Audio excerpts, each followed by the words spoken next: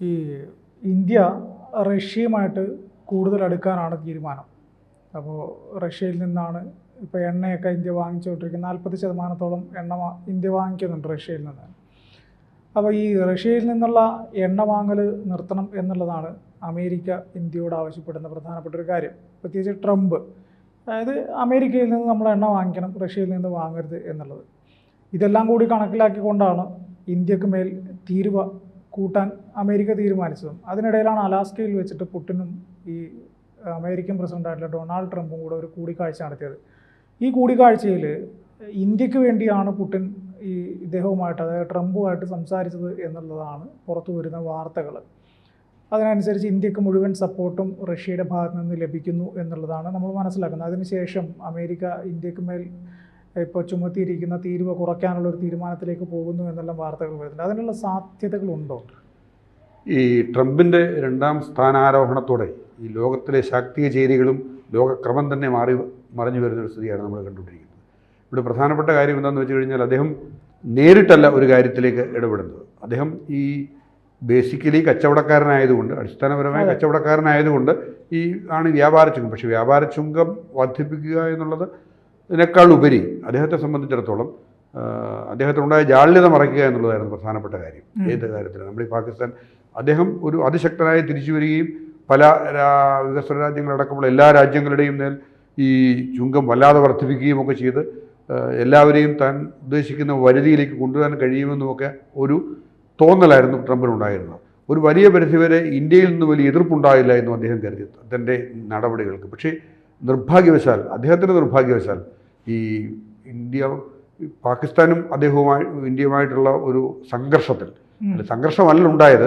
നമുക്കറിയാവുന്നതുപോലെ പാക് തീവ്രവാദികൾ ഇന്ത്യൻ മണ്ണിൽ നടത്തിയ ആക്രമണത്തെ നാം പ്രതിരോധിച്ച് കൃത്യമായ അടി കൊടുത്ത് വലിയ നാശനഷ്ടങ്ങൾ വരുത്തി വെച്ച്, അപ്പോൾ ഇത് നിർത്തിയത് തൻ്റെ ക്രെഡിറ്റ് കൊണ്ടാണെന്ന് പറയാനുള്ള ശ്രമമാണ് അദ്ദേഹം ഏറ്റവും കൂടുതൽ പറഞ്ഞു. 6 മാസം കൊണ്ട് 6 യുദ്ധം ഒഴിവാക്കി എന്നൊക്കെയാണ് അദ്ദേഹം വീമ്പിളക്കുന്നത്. അപ്പോൾ പക്ഷേ ഇന്ത്യയുടെ ഭാഗത്തു നിന്ന് വളരെ കൃത്യമായ ഒരു തിരിച്ചടിയാണ് ഉണ്ടായത്. കാരണം നമ്മുടെ ഇന്ത്യൻ പാർലമെൻറ്റിൽ ഇന്ത്യൻ പ്രധാനമന്ത്രി തന്നെ അത് വ്യക്തമാക്കി, മറ്റൊരു രാജ്യത്തിൻ്റെയും സമ്മർദ്ദം കൊണ്ടല്ല ഇന്ത്യ പാകിസ്ഥാനുമായിട്ടുള്ള സംഘർഷം അവസാനിപ്പിക്കാൻ തീരുമാനിച്ചത്. അവർ നടത്തിയ ക്രൂരമായ നരഹത്യക്കെതിരെ പ്രതിരോധം നടത്തി അവരുടെ അഭ്യർത്ഥന അനുസരിച്ചത് നിർത്തിവെക്കാൻ തയ്യാറി. അതിനപ്പുറത്ത് മറ്റൊരു ബാഹ്യ സമ്മർദ്ദവും അതിൻ്റെ ഭാഗമായിട്ടുണ്ടായിട്ടില്ല എന്നാണ് ഇന്ത്യ പ്രഖ്യാപിച്ചത്. അത് ചെറിയ ജാള്യതയല്ല ട്രംപിനുണ്ടാക്കിയത്. അതുകൊണ്ടാണ് അദ്ദേഹം പെട്ടെന്ന്, അല്ലാതെ അദ്ദേഹം ഈ തീരുവ ഇത്രയധികം വർദ്ധിപ്പിക്കുന്നതിന് വേണ്ടിയുള്ള ഒരു കാര്യവുമില്ല. അദ്ദേഹം പറയുന്ന കാര്യങ്ങളൊക്കെ വളരെ ബാലിശമാണല്ലോ. അതിലേറ്റവും പ്രധാനപ്പെട്ടതാണ് റഷ്യയിൽ നിന്നുള്ള ഇറക്കുമതി, ക്രൂഡ് ഓയിൽ ഇറക്കുമതി നിർത്തണം എന്ന് അദ്ദേഹം ആവശ്യപ്പെടുന്നത്. അങ്ങനെ ആവശ്യപ്പെടേണ്ട ഒരു കാര്യവും അദ്ദേഹത്തിനില്ല എന്ന് മാത്രമല്ല, അദ്ദേഹം അവിടുന്ന് ഇറക്കുന്നുണ്ട്, ലോകത്തെ പല രാജ്യങ്ങളും ഇറക്കുന്നുണ്ട്, അവിടെ ഒന്നും പ്രത്യേകിച്ചൊന്നും ചെയ്യാൻ കഴിയില്ല. തന്നെയല്ല, ഇന്ത്യ റഷ്യ ബന്ധം എന്ന് പറയുന്നത് വളരെ വളരെ വർഷങ്ങളെ നിലനിൽക്കുന്ന ഒരു കാര്യമാണ്. ഇന്ത്യയുടെ ഒരു പരമ്പരാഗത സുഹൃത്തായിരുന്നു പഴയ സോവിയറ്റ് യൂണിയൻ എന്ന് പറയുന്നത്. എല്ലാ ദുർഘടസന്ധികളിലും നമ്മുടെ രാജ്യത്തിൻ്റെ വികസനത്തിനടക്കം അതോടൊപ്പം പ്രതിരോധത്തിനടക്കം എല്ലാ കാര്യങ്ങളിലും ഇന്ത്യ സപ്പോർട്ട് ചെയ്യുന്ന ഒരു രാജ്യമാണ് പഴയ സോവിയറ്റ് യൂണിയൻ. റഷ്യയും അതേ നടപടിക്രമം തുടരുകയാണ് ചെയ്യുന്നത്. റഷ്യയുമായുള്ള നയതന്ത്ര ബന്ധങ്ങളിൽ ഒരു വിള്ളലും ഈ സ്വാതന്ത്ര്യാനന്തര കാലഘട്ടത്തിൽ ഇതുപോലെ തുടർന്നു പോകുന്ന സത്യത്തിൽ ബന്ധങ്ങൾ കുറവാണെന്ന് വേണം പറയാൻ. അതായത് സ്വാതന്ത്ര്യപ്രാപ്തി മുതൽ ഏറ്റവും ഒടുവിൽ വരെ സോവിയറ്റ് യൂണിയൻ ഉണ്ടായിരുന്ന കാലം മുതൽ അത് വിഘടിച്ച് ഏറ്റവും അതിൻ്റെ പ്രധാനപ്പെട്ട രാജ്യം റഷ്യയായി മാറിയപ്പോൾ മുതൽ അങ്ങനെയുള്ള ഒരു കാലഘട്ടത്തിൽ റഷ്യയുമായിട്ടുള്ള എല്ലാ ബന്ധങ്ങളും കൃത്യമായി തുടർന്നു പോകാൻ ഇന്ത്യക്ക് കഴിഞ്ഞിട്ടുണ്ട്. നമ്മൾ പലപ്പോഴും ട്രംപിനോട് അടുക്കുന്നുവെന്നും ട്രംപ് നമ്മുടെ സുഹൃത്താണെന്ന് പ്രഖ്യാപിക്കുകയൊക്കെ ചെയ്തൊരവസ്ഥ ഉണ്ടായിട്ടുണ്ട്. അന്ന് പോലും നമ്മൾ റഷ്യയുമായുള്ള ബന്ധത്തിന് ഊനം തട്ടാതിരിക്കാൻ വളരെ കൃത്യമായി ശ്രദ്ധിച്ചിട്ടുണ്ട്. അത് റഷ്യക്ക് അറിയുകയും ചെയ്യാം. തീർച്ചയായും ഇന്ത്യയെ വിട്ടൊരു കളിക്ക് ഒരു കാരണവശാലും റഷ്യ തയ്യാറാവില്ല എന്നാണ് നമ്മൾ വിശ്വസിക്കുന്നത്. അത് ശരിയുമാണ്. ട്രംപിനെ സംബന്ധിച്ചിടത്തോളം കൃത്യമായിട്ട് ട്രംപിന് അതറിയാം. പക്ഷേ ട്രംപ് ചെലുത്താൻ കഴിയുന്ന സമ്മർദ്ദം തൻ്റെ കൂടെ കഴിയുന്നിടത്തോളം രാജ്യങ്ങളെ കൂടെ നിർത്തുകയും, അത് തന്നെയല്ല, ട്രംപിൻ്റെ വലിയ സ്വപ്നമുണ്ട്, നോബൽ സമ്മാനം. അത് അദ്ദേഹത്തെ ഒരു ഭ്രാന്തമായ വിധത്തിൽ ആവേശിച്ചിരിക്കുകയാണ്. അതുകൊണ്ടാണ് അദ്ദേഹം ഇത് ആവർത്തിച്ച് ഈ ലോക സമാധാനത്തിൽ അനുഷ്ഠിക്കുന്ന പങ്കിനെപ്പറ്റി, താൻ അവസാനിപ്പിക്കുന്ന യുദ്ധങ്ങളെ പറ്റിയൊക്കെ ഇങ്ങനെ പറഞ്ഞുകൊണ്ടേയിരിക്കുന്നതിൻ്റെ പിന്നിൽ അങ്ങനെ ഒരു വികാരമുണ്ട്. അതിൽ ഇന്ത്യയുടെ ഭാഗത്തു നിന്നുണ്ടായ ഒരു ജാള്യത, ഇന്ത്യയുടെ ഭാഗത്തു നിന്നുണ്ടായ ഒരു അഭിപ്രായം ഉണ്ടാക്കിയ ജാള്യത അദ്ദേഹത്തെ വല്ലാതെ അലട്ടുന്നുണ്ട് എന്ന് വേണം കരുതാൻ. എന്തായാലും ഇതിനകത്ത് മറ്റൊരു കാര്യം കൂടി, അതായത് ഈ ട്രംപ് റഷ്യയിൽ നിന്ന് ഇന്ത്യ എണ്ണ വാങ്ങിക്കുന്നു എന്നതുകൊണ്ട് മാത്രമല്ല ഈ തീരുവ കൂട്ടിയത് എന്നാണ് ഞാൻ വിശ്വസിക്കുന്നത്. അതായത് ഇന്ത്യ, റഷ്യ, ചൈന, ലോകത്തെ 3 പ്രബല ശക്തികൾ, ഇത് 3ഉം കൂടെ ഒന്നിച്ചാൽ ഉണ്ടാകാവുന്ന ഒരു സഖ്യമുണ്ടല്ലോ, ആ സഖ്യം എപ്പോഴും അമേരിക്കക്ക് ഭീഷണിയായിരിക്കും എന്നുള്ളത് ട്രംപ് മനസ്സിലാക്കിയിട്ടായിരിക്കില്ല ഒരുപക്ഷെ ഇങ്ങനെ ഒരു തീർച്ചയായിട്ടും ട്രംപ് അത് മനസ്സിലാക്കിയിരിക്കുന്നു. ഇപ്പോൾ തന്നെ ചൈനീസ് വിദേശകാര്യമന്ത്രി ഇപ്പോൾ ഇന്ത്യയിലുണ്ട്. ഇപ്പോൾ ഇന്ത്യയിലുണ്ട്. അദ്ദേഹം നരേന്ദ്രമോദിയുമായിട്ട് ഇന്ന് കാണുന്നുണ്ട്. കൂടാതെ ഈ റഷ്യ ഉക്രൈൻ യുദ്ധം അവസാനിപ്പിക്കാൻ അദ്ദേഹം നടക്കുന്ന ശ്രമങ്ങൾക്കിടയിലും ഇന്ത്യ ഒരു ചർച്ചാ വിഷയമാകുന്ന കാര്യത്തിൽ സംശയമൊന്നുമില്ല. ശ്രദ്ധിക്കേണ്ട കാര്യം, ഈ പുടിനുമായിട്ടും സെലൻസ്കിയുമായിട്ടും ഈ നരേന്ദ്രമോദിക്ക് നല്ല ബന്ധമാണല്ലോ. എന്ന് പറഞ്ഞാൽ നേരിട്ട് നിന്ന് സംസാരിക്കാൻ കഴിയുന്ന വിധത്തിലുള്ള ബന്ധമുണ്ട്. ട്രംപിനേക്കാളേറെ ഒരർത്ഥത്തിൽ കഴിയുന്ന ഒരവസ്ഥയുണ്ട്. അപ്പോൾ ട്രംപിനെ സംബന്ധിച്ചിടത്തോളം അദ്ദേഹം വളരെ ഭയക്കുന്നു, ഈ പുതിയൊരു ലോകക്രമം രൂപപ്പെട്ടു വരുന്നതിന് വളരെ ഭയക്കുന്നു. ട്രംപ് ഉദ്ദേശിച്ചത് സ്വാഭാവികമായിട്ടും അമേരിക്കയോട് ചേർന്ന് നിൽക്കുന്ന ഒരു ഇന്ത്യയാണ് ഉദ്ദേശിച്ചത്. അത് നടക്കില്ല എന്ന് ബോധ്യമായി കഴിഞ്ഞപ്പോൾ താങ്കൾ ചൂണ്ടിക്കാണിച്ചതുപോലെ ഈ പുതിയ ഒരു സംവിധാനം, ഇന്ത്യയും റഷ്യയും ചൈനയും ചേർന്നൊരു സംവിധാനം ഉണ്ടായിക്കഴിഞ്ഞാൽ അത് വലിയ ഭീഷണിയാകുന്നു മാത്രമല്ല, അവർക്ക് ലഭിക്കുന്ന മേൽക്കൈ എന്ന് പറയുന്നത് വളരെ വലുതായിരിക്കുന്നു. ഇപ്പോൾ യൂറോപ്യൻ രാജ്യങ്ങൾക്കിടയിലായാലും പാശ്ചാത്യ രാജ്യങ്ങൾക്കിടയിലായാലും അവർ നേടുന്ന ഒരു മേൽക്കൈയുണ്ട്. ഈ സഖ്യം രൂപപ്പെട്ടു വരുമ്പോൾ ഉണ്ടാകുന്ന ഒരു മേൽക്കൈയുണ്ട്, ഡോളറിനുണ്ടാകുന്ന തിരിച്ചടിയുണ്ട്. ഇതെല്ലാം ട്രംപിനെ സംബന്ധിച്ചിടത്തോളം വലിയ വിഷയങ്ങളായിട്ട് വരികയാണ്. അപ്പോൾ അതുകൊണ്ടാണ് ട്രംപ് ഈ വ്യാപാര ചുങ്കം ഇത്രയേറെ വർദ്ധിപ്പിച്ചതിൽ നിന്ന് പ്രത്യേക സമ്മർദ്ദമോ നമ്മളുടെ ഒരു വലിയ ആവശ്യമോ നമ്മൾ ട്രംപിനടുക്ക് ചെന്ന് താണു വീഴുകേണ്ടത് അപേക്ഷിക്കേണ്ട ഒരു കാര്യവും ഉണ്ടാകുന്നില്ല. ഇത് നിർത്തിവെക്കേണ്ടി വരുമെന്ന് ട്രംപിന് അറിയാം. ട്രംപിന് നേരത്തെ തന്നെ അറിയാം. കാരണം ഈ ഇന്ത്യയെപ്പോലുള്ള ഒരു വിപണി നഷ്ടപ്പെടുത്താൻ അമേരിക്കയിലെ കോർപ്പറേറ്റ് ഭീമന്മാരൊന്നും സമ്മതിക്കത്തില്ല.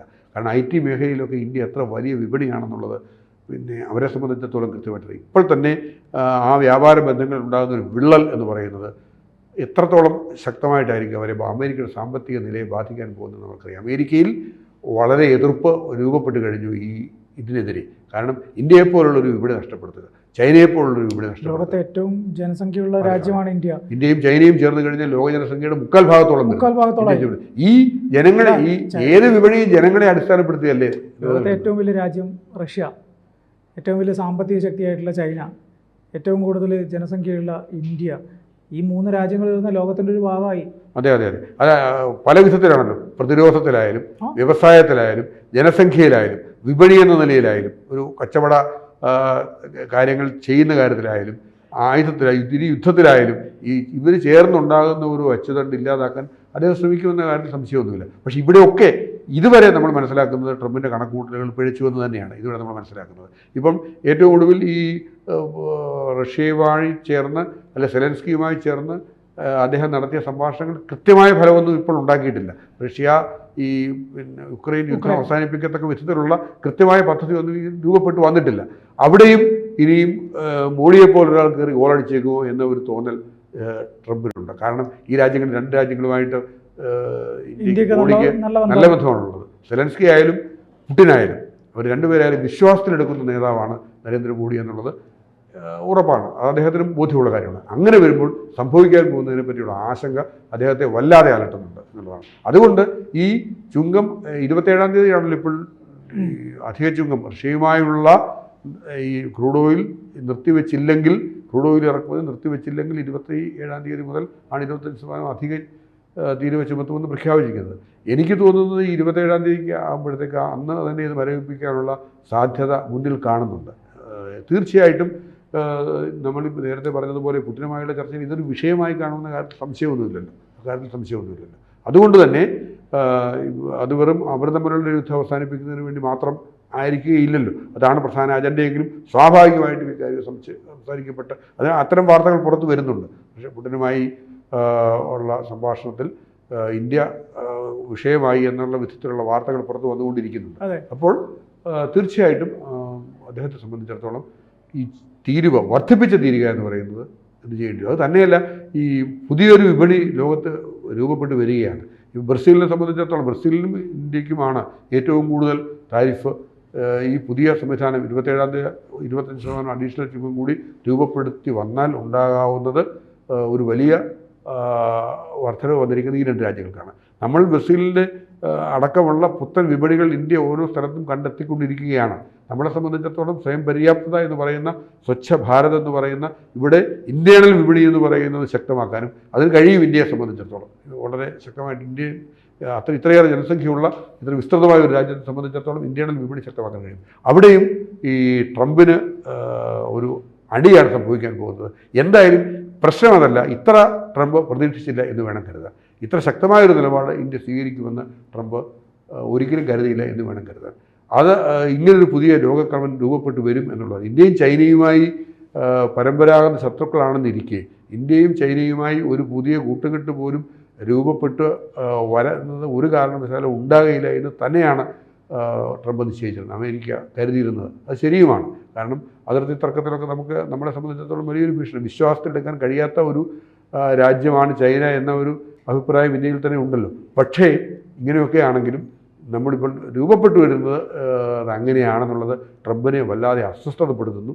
ഈ സ്വാഭാവികമായിട്ടും ഈ വർദ്ധിപ്പിച്ച തീരുവ ഇനി പ്രത്യേക സമ്മർദ്ദമൊന്നും ഇല്ലാതെ തന്നെ പുതുതായി രൂപപ്പെട്ടു വരുന്ന ഈ ലോകക്രമത്തിന് കണ്ടുള്ള ആശങ്ക കൊണ്ട് ട്രംപ് തന്നെ പിൻവലിക്കാനാണ് സാധ്യത കൂടുതൽ.